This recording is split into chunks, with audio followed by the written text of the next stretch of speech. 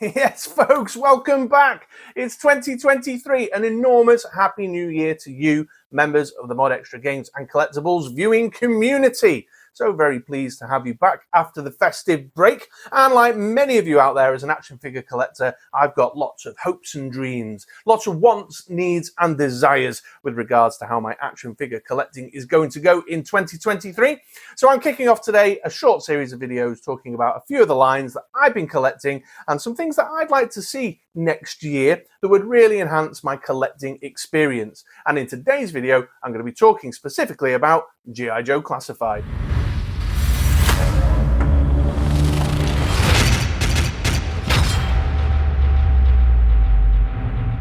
So, a little bit of small print and caveats on this particular wish list for G.I. Joe Classified in 2023. I've got no characters on this list. In the other lines I collect, in the videos that are coming down the pipeline there, I've named a couple of characters that I'd really like to see figures of this year, or at least hope for a reveal or a release announcement or something. But with G.I. Joe Classified, we've got so many digital renders and name-only reveals, and my mum's sister's daughter goes to school with the son of Lemmy's cousin, and he overheard Lemmy say type reveals, that I think just doing character name reveals would, I don't know, I just don't think it's right for this type of video. I'm pretty happy already with the selection of stuff that they've listed. Do I want more? Yes, of course I do. Still want a Chuckles, still want a General Hawk.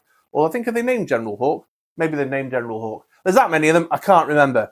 No, this wish list is actually all about enhancing my action figure experience, because I think G.I. Joe Classified is pretty top-notch already, and these are just some little touches this year that I think would take it over the top for me. So there you go, no characters. I'm not naming any characters. If that's what you're looking for, duck out now. I forgive you.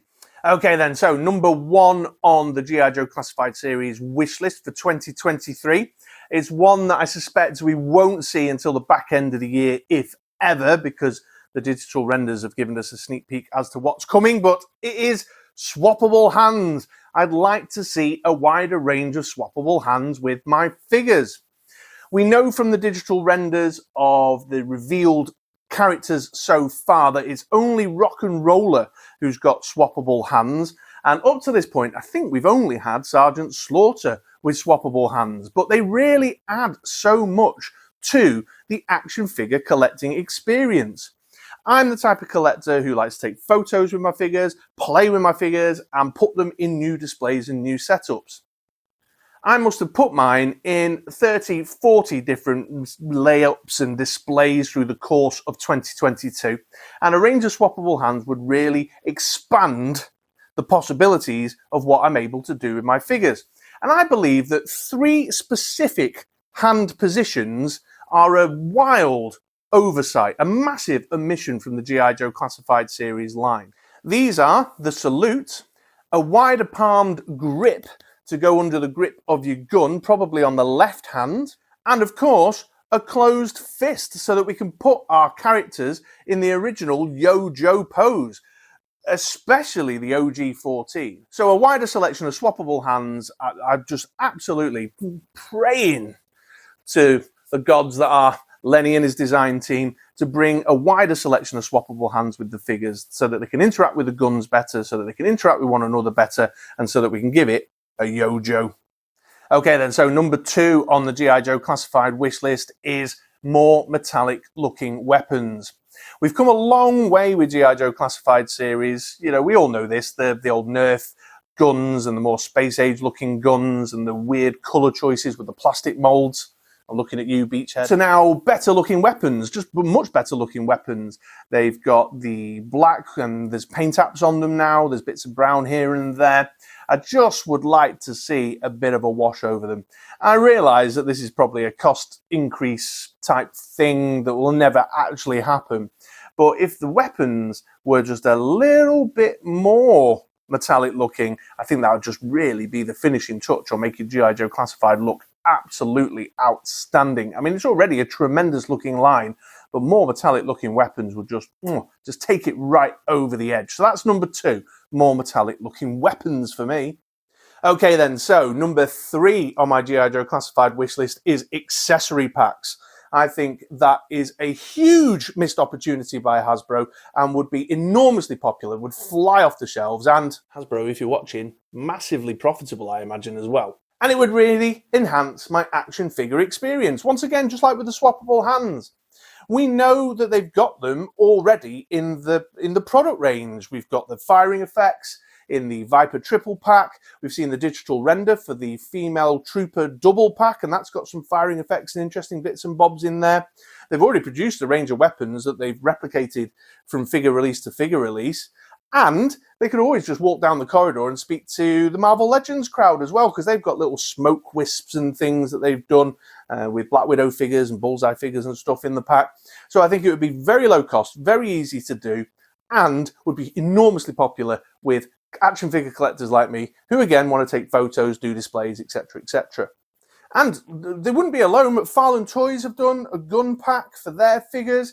Valaverse have just announced their tin with whatever it is, 100 guns and magazines and firing effects, and they're missing a trick. I'm going to be using the Valaverse stuff with my G.I. Joe Classified figures. I'd like to see what Lenny and his team could put out there, because I love what Lenny and his team do. So there you go, number 3, accessory packs. And I tell you what, while I'm on the subject of expansion packs that would really help enhance my action figure playtime, my man-child playtime with my G.I. Joe Classified figures, number 4 on my list is scenery packs. Just the same sort of setup I'm talking about as with accessory packs, really, but kind of bigger, chunkier items. Some sandbags, some barrels, some crates, short blown up walls, I don't know, a little foxhole diorama, anything, something along those lines would be tremendous. It's often the case when I'm playing around with my figures and I'm posing them up and I'm thinking about a potential photo that I might want to take, that a little bit of a short sandbag wall in the foreground or a couple of barrels sitting behind them, or I don't know, some ammo crates or something would have really helped me out. And again, I know you can get them, they're out there, there's third-party people making them, but if there was some official Hasbro G.I. Joe Classified ones done, I think they would fly off the shelf. They would absolutely fly off the shelf. And I'd be very interested in seeing what Lenny and his team could do in that space, because I like what they're doing with the figures. So there you go, number 4. It'd be great to see by the end of this year some scenery packs to go along with the accessory packs. And finally, the last thing on the list for me as far as G.I. Joe Classified series goes, number 5 on today's wish list, is some more paint applications on the backpacks. I'd love to see just a little bit more time and attention spent on the backpacks. It feels to me like Dusty's here is a great example. They've spent so much time just studiously and carefully designing the sculpt with all this attention to detail. There's his cantina, there's his rolled up little desert tent thing, here's some straps, here's some buckles.